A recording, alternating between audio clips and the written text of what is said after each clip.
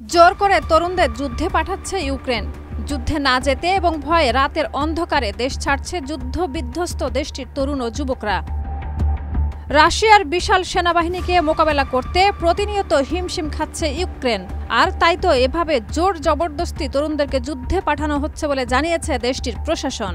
কিন্তু এভাবে যুদ্ধে পাঠানো নিয়ে নতুন শঙ্কা তৈরি হয়েছে দেশের অভ্যন্তরে।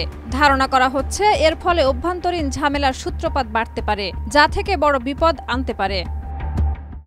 কালার এক্সপার্ট, জর্জ স্যাপ এবং মাইল্ড অন হ্যান্ডস টেকনোলজি সমৃদ্ধ অরিক্স ক্রিস্টাল ওয়াশ আপনার ইউক্রেনের সামরিক বাহিনীর সামর্থ্য বাড়ানোর অংশ হিসেবে সেনার সংখ্যা বাড়াতে বিস্তৃত কর্মসূচি হাতে নিয়েছে ইউক্রেন। অথচ সামরিক বাহিনীতে যোগ দেওয়ার পরিবর্তে বেআইনিভাবে দেশত্যাগ করছে সে দেশের যুবকরা। আর এই দেশত্যাগ ঠেকাতে ইউক্রেন জুড়ে অভিযান চালাচ্ছে দেশটির পুলিশ।